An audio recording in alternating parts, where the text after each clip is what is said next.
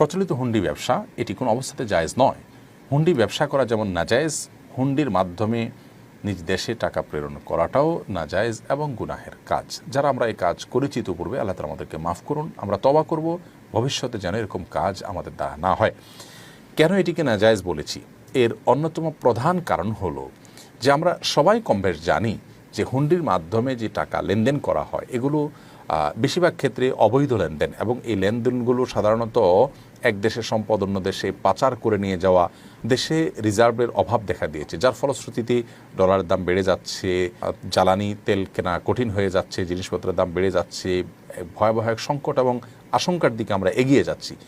অর্থ যেগুলো ডলারের আকারে, বৈদেশিক মুদ্রা আকারে দেশে আসার কথা, সেটা সেখানে থেকে যাচ্ছে।